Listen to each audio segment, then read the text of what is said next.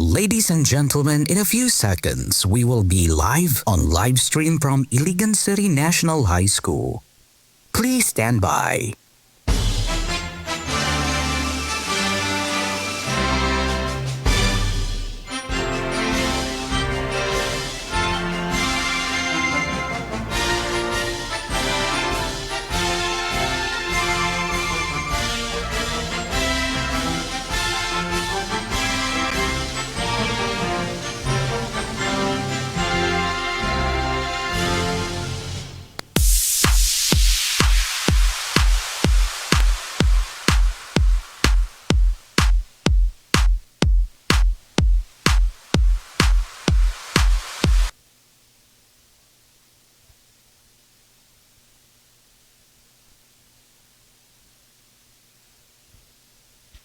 Sabi nila, hindi mo na maibabalik ang nakaraan sapagkat ang agos ng buhay ay laging sulong.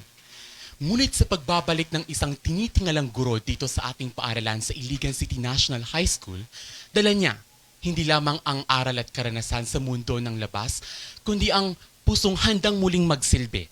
Isang puso na puno ng determinasyon at pagmamahal para sa kinabukasan ng bawat estudyante na kanyang hahawakan. Isang mapagpalang araw, Cityhayan at masidlak ng adlaw, Iligan City. Ngayong araw, makakasama natin ang isa sa may pinakamataas na posisyon dito sa ICNHS. Please help me welcome ang kakabalik lamang na punong guro na si Mr. Richard S. Talaid. Hi sir, good afternoon sir, mayang hapon sir. Sir, before... Mayang hapon. Mayang hapon sir. So, before anything, sir, we would like to thank you, sir, for gracing us this afternoon. We know that you are very busy and you have a very hectic schedule, yet you still chose to be with us this afternoon. And with that, we are truly grateful to have you, po, sir. How's life, sir? I mean, what does it feel to be back to the school that you once governed? Happy, no? At the same time, definitely happy. Excited. Because there were a lot of plans, no, previously which was not implemented, and here I am now in 2026 back to CTI. And we are happy to have you back, po, sir. Yes, thank you. Was it really your dream to become a teacher, sir, like to become a servant to your community? Was it really part of your plan even before you started building your career? Well, my ambition, no, when I was still in high school, was to become a boat captain, no? Oh, captain. Yeah. That was interesting, sir. Captain. Yes, to become a captain, I would like to become a seaman. Yes, by profession. And without knowing, I am enrolled in the College of Education of MSU IIT, and now a teacher. Wow. And I think you are destined to be a teacher because you are destined to serve us, your constituents, sir. In school, nakikita namin po, sir, na you are very serious, you know, you are very dedicated to your work. Ano po ba talaga si Sir Talaid kapag nasa bahay? Like, ano po ba ang ibang aspeto ng inyong personalidad na hindi po namin nakikita? Like, your hidden personality of yours, sir. At home, my hobbies is more on because I am an enthusiast in 4x4. I am a 4x4 racer. So most of my time at home is on the vehicles, fixing the vehicles. This is actually kind of new to me because I don't know what 4x4 race. Yes, off-road competition, and I'm an off-road racer. Interesting, sir. I want to ask this question though because I'm pretty curious about this one, sir. Every time that meron po kayong vacant time, ano po yung ginagawa ninyo, sir? Like, do you have any hobbies except to what you have mentioned earlier, sir, about that 4x4 race? Well, sometimes reading. As of this time, I am working on with my dissertation of my doctorate degree, sir? Yes. Wow, doctorate degree. That's really a big thing, guys. Doctorate na yan, guys. Okay, so habang binibigay niyo po yung majority of your time, you know, serving the students, you know, para sa kinabukasan ng, you know, bawat kabataan at bawat estudyante na inyo pong hinahawakan, syempre, hindi naman po talaga maiiwasan na maisakripisyo yung oras ninyo para sa inyong pamilya, sir. I mean, that's I think pretty common to every workers, especially in the cases of the parents that there will be a lot of times, sir, no, na kanang they have to sacrifice their time for their family for the sake of their work. I mean, it's for their own good naman din. It's for their own family naman. I mean, that's pretty understandable too. So, masasabi po ba ninyo sa inyong sarili, sir, na sulit po kung ano kayo naging ngayon kapalit ng sarili niyong isinakripisyo bago po kayo naging punong guro? Yes. Like, can you tell it yourself that everything is really worth it on everything that you have right now, sir? Yes, in fact, I do believe in karma. So in every good deeds, that would be sevenfolds, no, in return.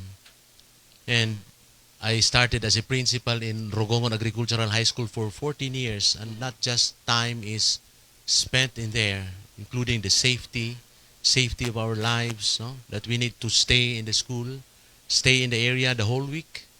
So we just can go home once in a week.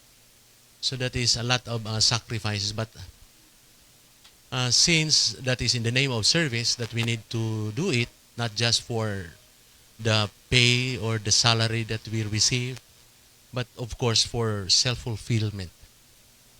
Wow, that was, I think, an insightful answer, guys. Sir, sabi nila, you can never step into the same river twice. Do you believe in that thought, sir? No, in off-road, we cross rivers many times. Yeah.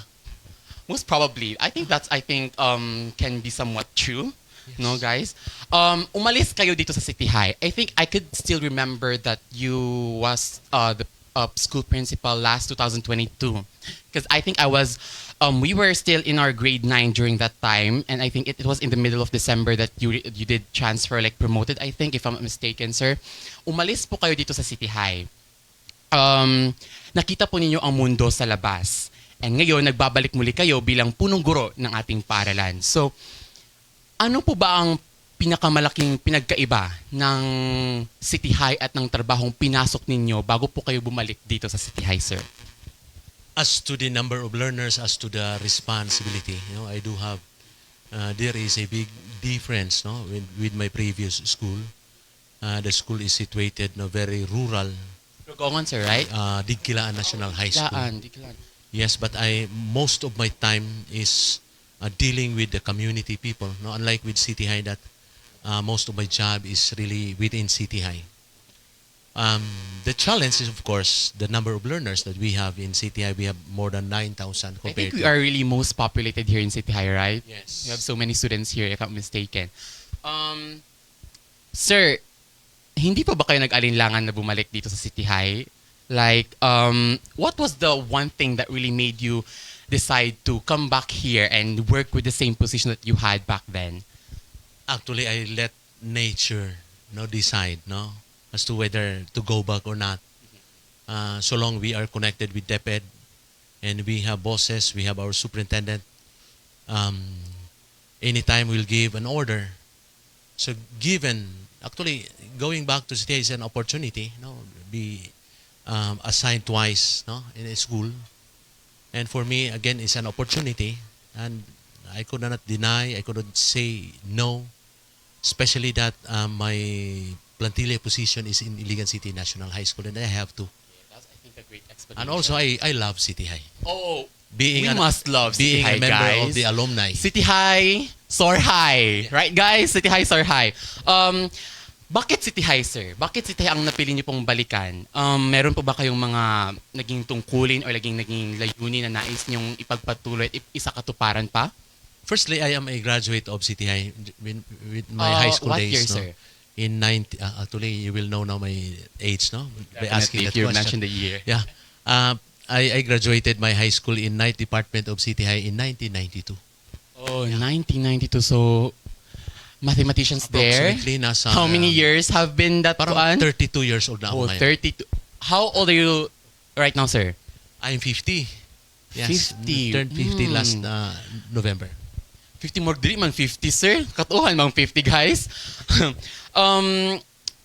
Sir, since our school is really known as one of the, top performing schools here in our city, not to brag guys ha, I mean, it is evident naman sa mga naging achievements ng ating paaralan.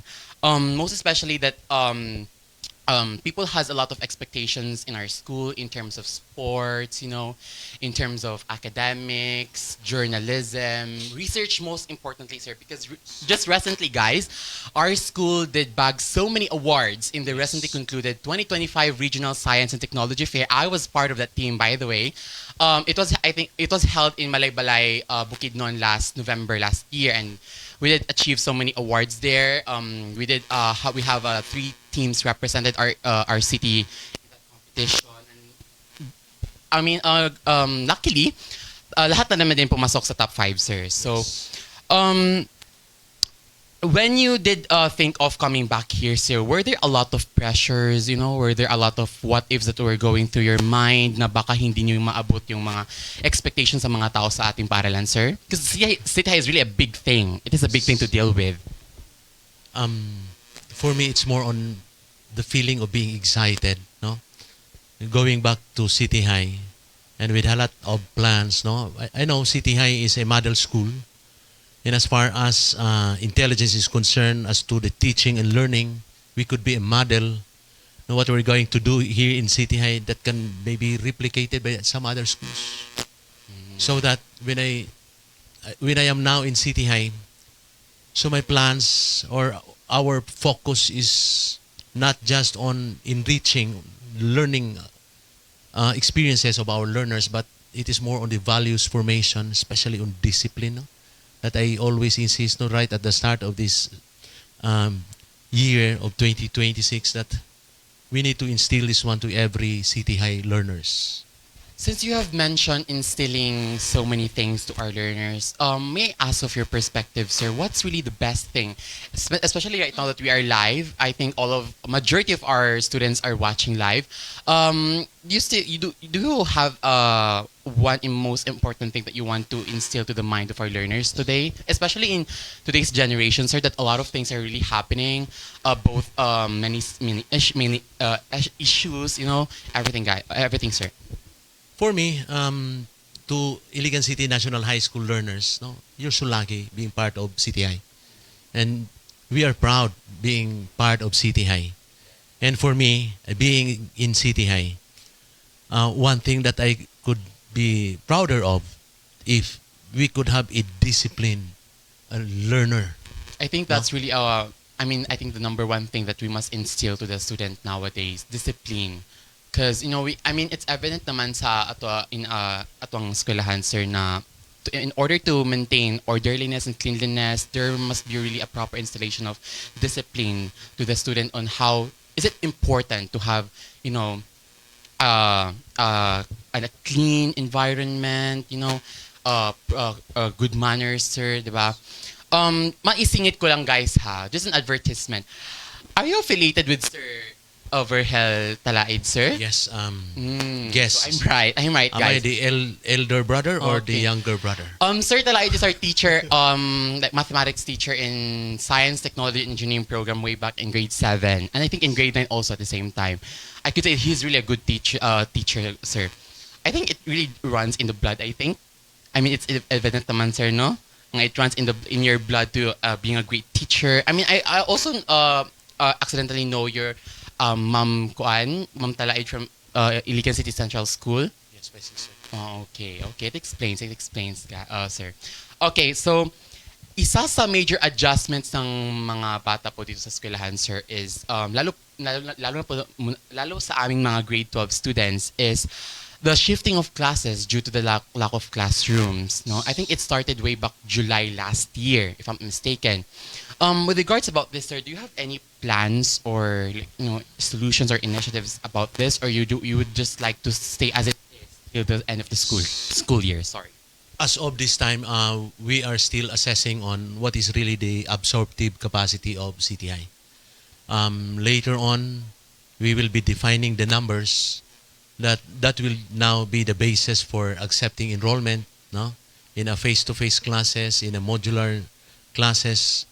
For me, having this second shift classes would not be regular would not be normal. No, learning at night. There will be a lot of resources that the school will have to spend, a lot of sacrifices on the part of the learners, including the parents. Taking note that time, no? For example, that 7:30 they're already at home, but because of this second shift, they are still in school. Yeah, So perhaps if we can change this one, this come 2026, 2027 opening, then that is the job of the ICOM of Iligan City National High School, the planning team, is all this time. So, just to give clarifications to our viewers, to our students here, most importantly to the grade 12 students, is it achievable in the remaining few months of this school year, sir? Little by little, no, we could have a gradual change, no, in which later on we could address problems, no, with this number of enrollment. A lot of things had been sacrificed, no, especially of resources, no, chairs, for example, classrooms are not anymore enough, no, for our learners, in a way that teaching and learning process could be affected because of the situation. Yes, sir, because I think we are really hopeful na there will no longer be a shifting of classes because it's really tiring, especially in our case students. Most important in the morning shift na sometimes mayroon po kasi mga cases, sir, na binibigay yung task in the morning, then ipa-deadline in the afternoon na. Yes. Just like what happened sa amin last year. There were a lot of things that have happened, sir, especially in the case of STEM students, no? That's why we are really hopeful that kanang mabigyan po ito ng pansin ng solution na one day mailiban na po yung shifting of classes because it's really tiring and draining in our case mga students, sir. Kung may maliit po na bagay dito sa ating paaralan na nagbibigay tuwa sa inyo, ano po ba ito, sir? Like, meron po ba, sir? Yes, in fact, when we started the Zero Waste program of Iligan City National High School. I know that policy, sir. Yes. Today is Wednesday. Today is Wednesday.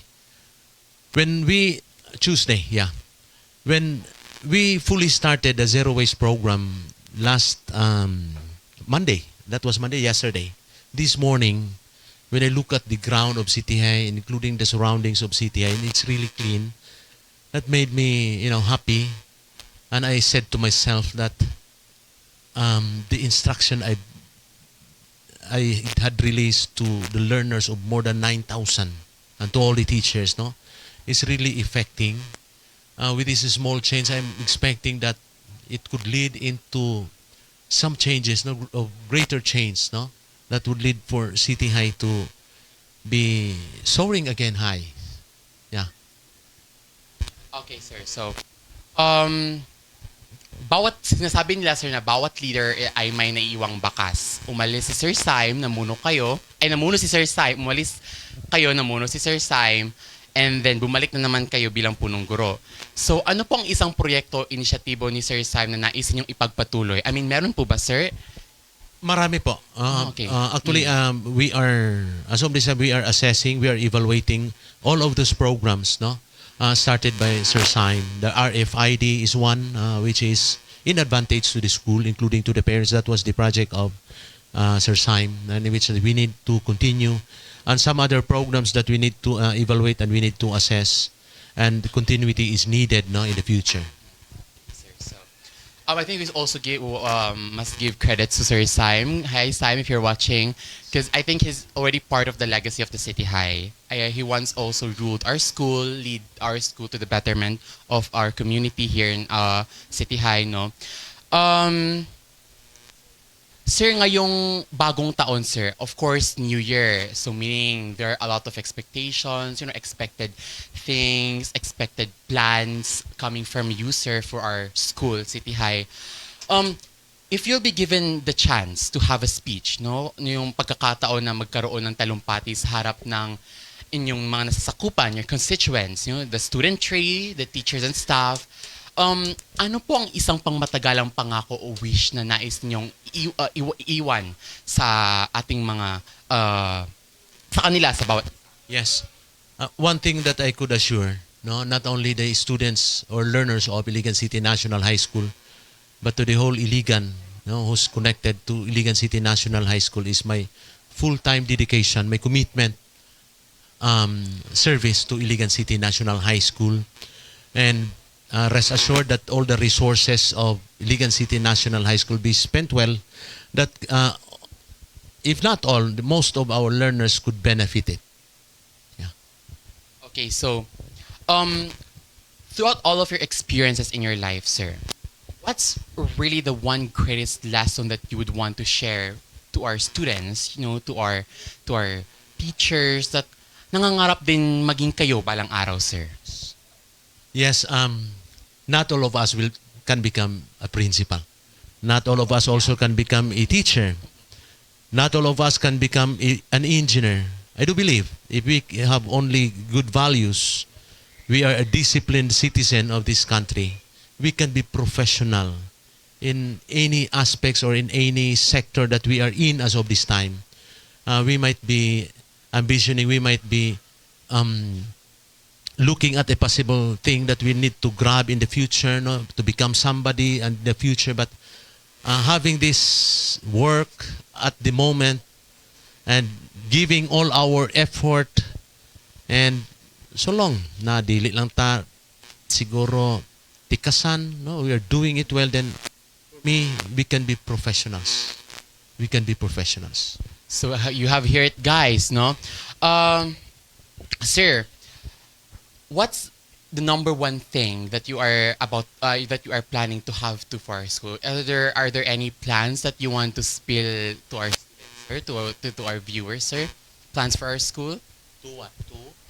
Plans for our school, sir. Do you want us some spiel about it, sir? Yes, we have a lot of plans as of this time. The basic services, like the water supply, the provision of CRs. As I look at it, there is really a need. We can the comfort room, yeah. sir. I think our city will be the host for the upcoming regional festival of talents and regional schools press conference.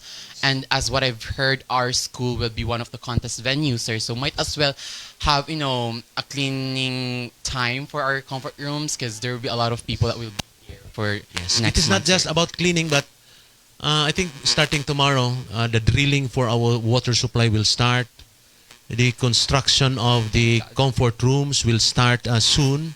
We just process it in the accounting or the admin section for the procurement of the materials, and it will be started soon, and that is urgent because we cannot wait. We can produce many very good learners at the end, but when we talk about the health, if we don't have good CRs, then we cannot have a productive graduates in the future.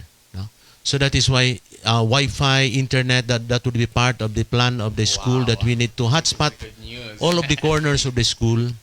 And most importantly is the safety, security and safety measures that we need to install in Iligan City National High School to ensure that all of our learners will be safe while learning.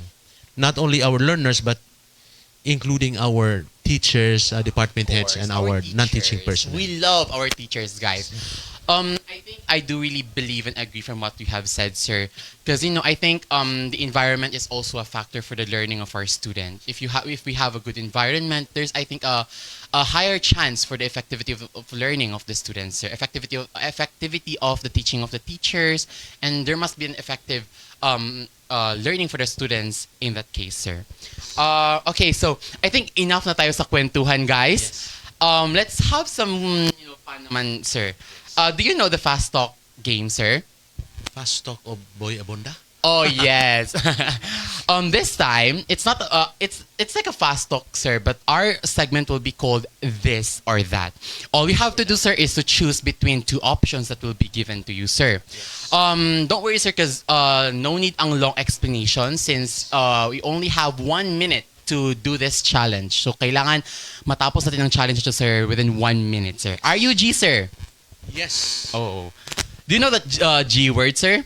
Because I think that's a Gen Z word, sir. Do you know that G? G is for go? Yeah, go. Wow. You must be a Gen Z lover, sir. Okay, let's start. Our timer.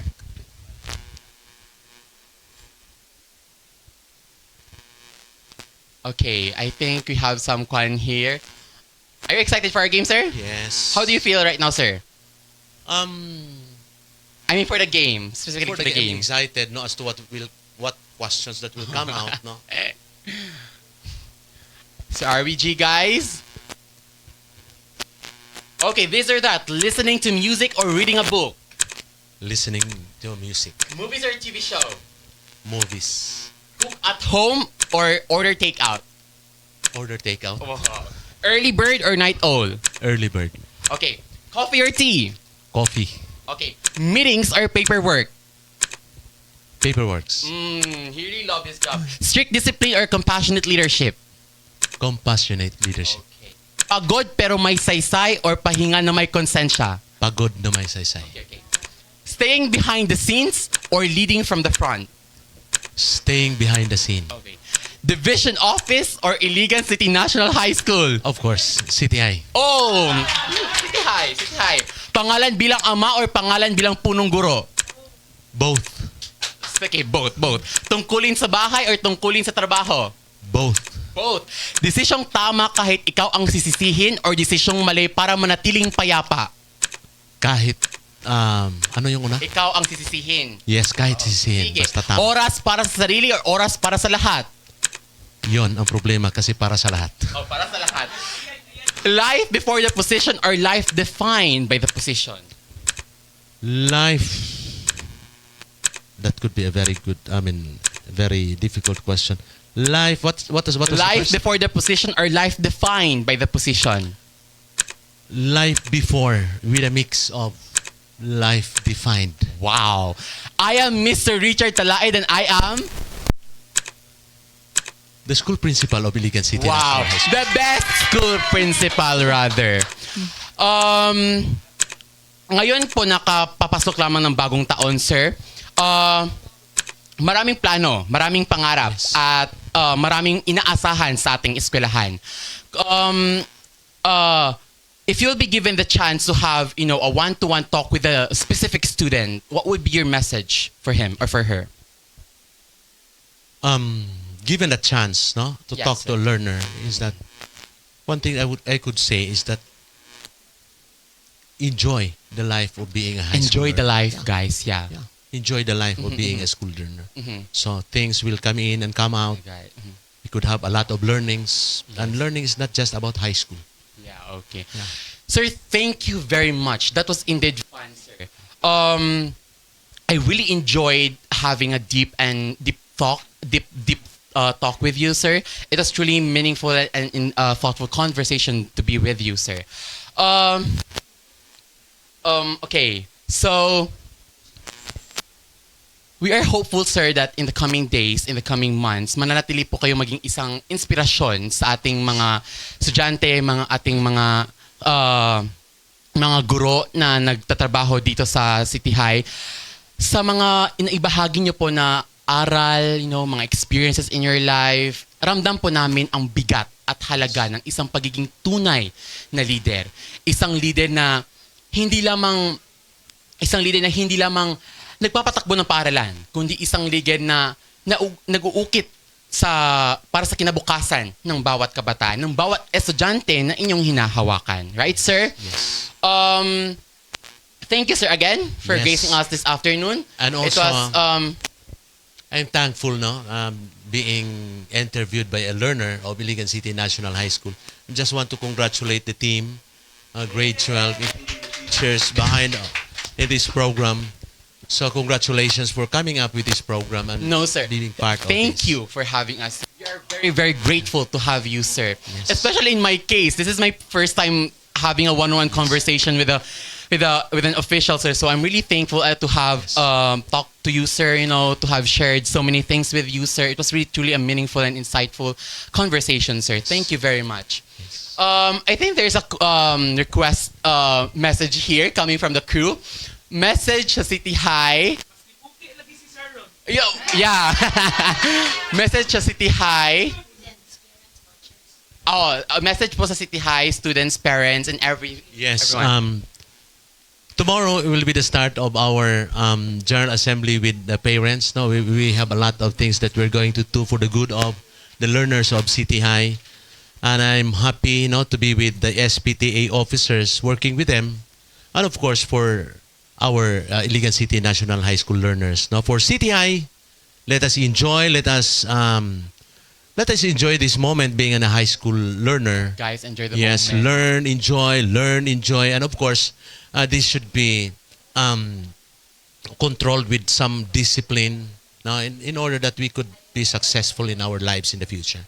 Right, thank you, sir. Sa ating mga online viewers, hello, hello, hello. I hope you learned so many things from our talk with our dearest principal, guys. Be with us again. Dito lamang sa usapan kung saan ang bawat kwento ay humahabi ng liwanag, inspirasyon at tagumpay. Hanggang sa muli mga kaibigan, mga kapamilya, ako po si Alinor Urandig. Magandang hapon sa inyong lahat. Thank you, sir.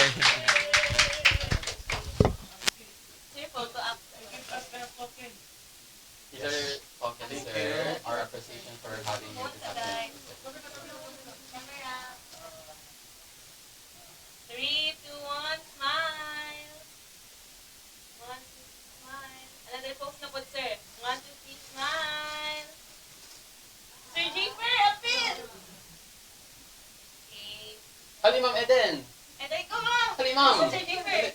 There you go. Na-perfect. Ikaw was ma'am. Dili ka, Ma'am. Yes. 3, 2, 1, smile. Waki, sir, waki. 1, 2, 3, smile. 1, City High. 1, 2, 3, go. 1. Yeah, yeah. Ay, mga another posing. I-point this, sir. I-point to this, sir. 1, 2, 3. Anak ka, sir. Sister anak siya. Oh, yeah, Sister yeah. anak ka, sir anak. Ay, mo anak. 2, 3, smile. Ay, sir.